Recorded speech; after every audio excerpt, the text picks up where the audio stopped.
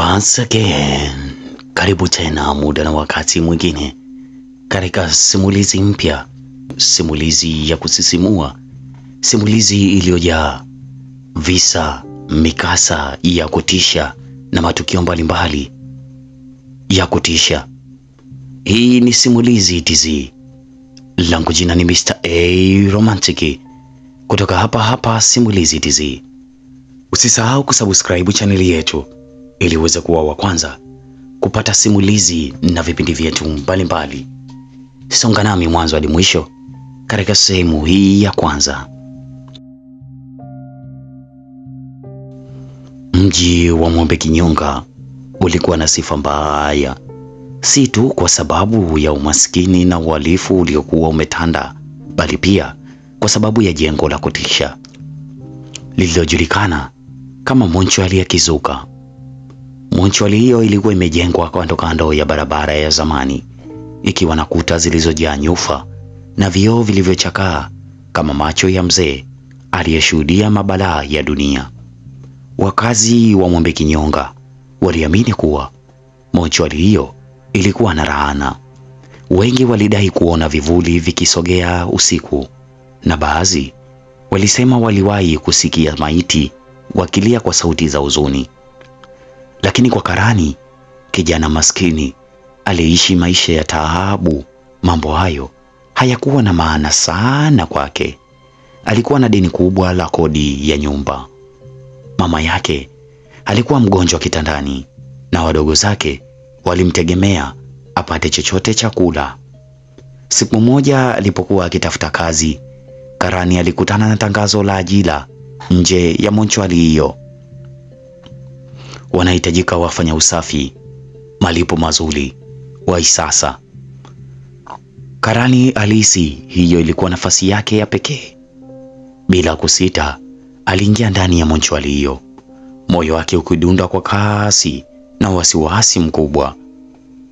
Kukutana na mkuu wa mochwari, mlango mkubwa wa chuma ulilia kwa kwikwi pale Karani alipousukuma.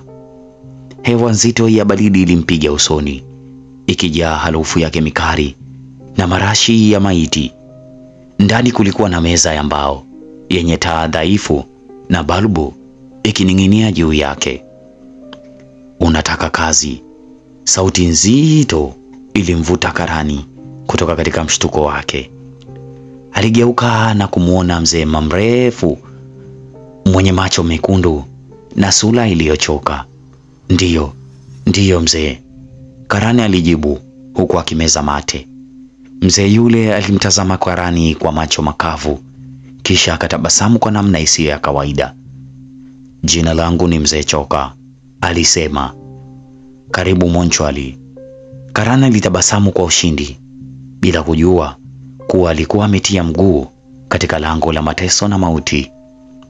Usiku huo wa kwanza kazini, Karani alipewa jukumu la kufagia na kusafisha eneo lote la kuhifadhi maiti.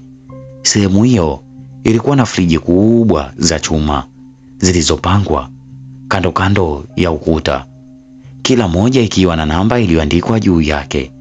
Kadri alivyofagia, Karani alihisi kana kwamba kuna macho yaliyokuwa yakimwangalia. Kila alipogeuka hakukuwa na mtu yoyote yule.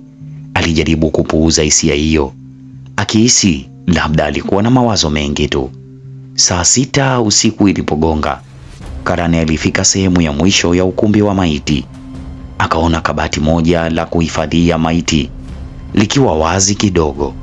Mlango wake ulifunguka kwa uwazi mdogo. Mbona hili halijafungwa vizuri?"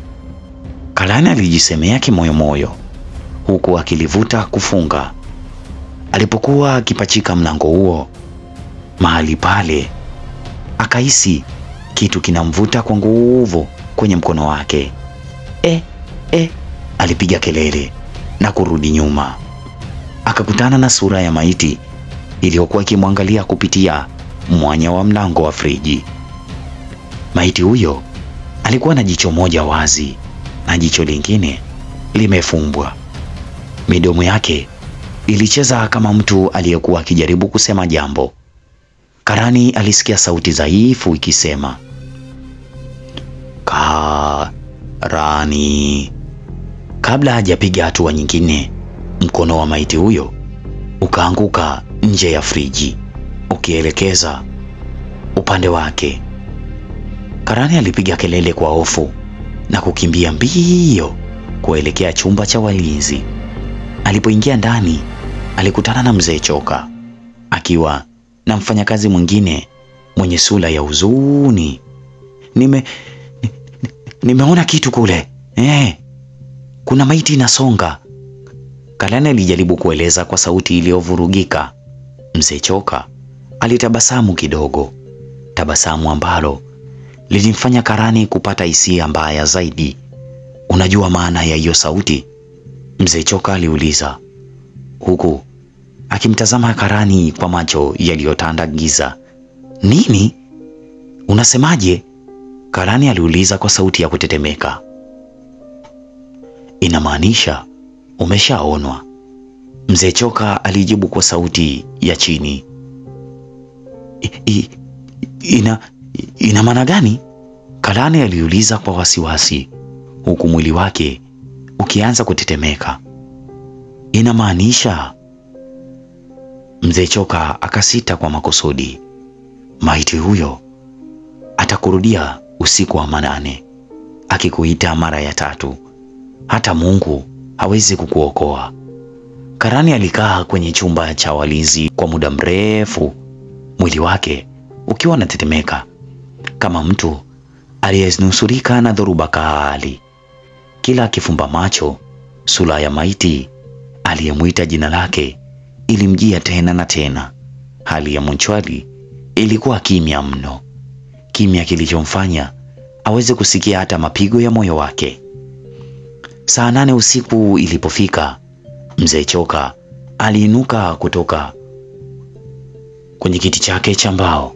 Karani, sasa rudi uendelee na kazi yako. Usifanye makosa ya kijinga kama kuondoka kazini usiku wa kwanza. Hapana. Nimesema hapana. Yaani hapana, siwezi kurudi kule. Karani aliguna kwa sauti ya kutetemeka, huku akionyesha wasiwasi mkubwa wa kutotaka kurudi kuendelea na kazi. Mzee Choka alimtazama Karani kwa macho makavu, ndipo akamwambia, ukiwahi kuonyesha hofu hapa Monchwali, haitakoma kukutafuta. Maneno hayo yaligonga moyo wa Karani tena kama radi.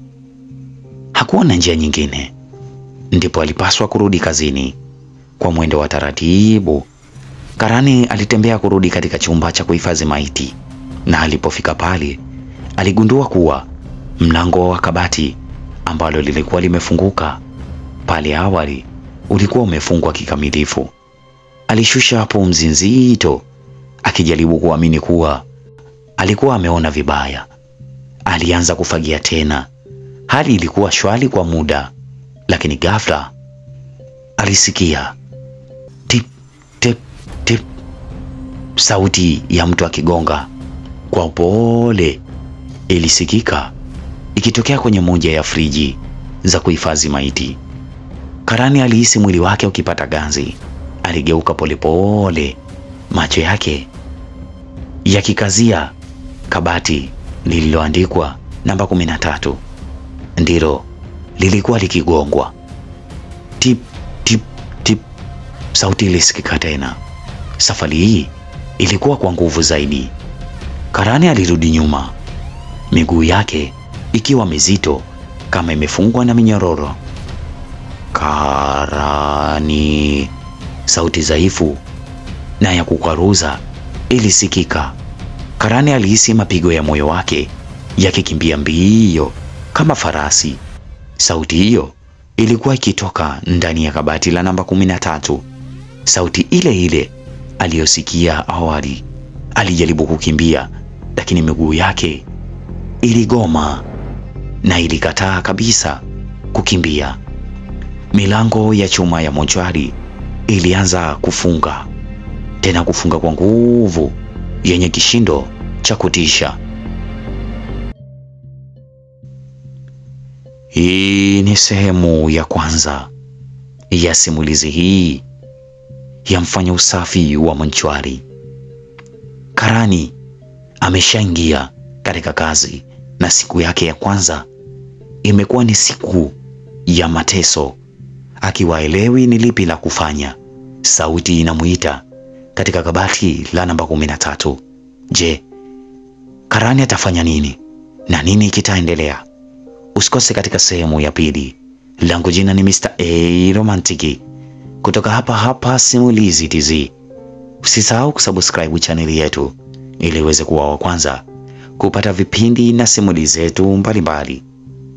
Asante na kwaheri.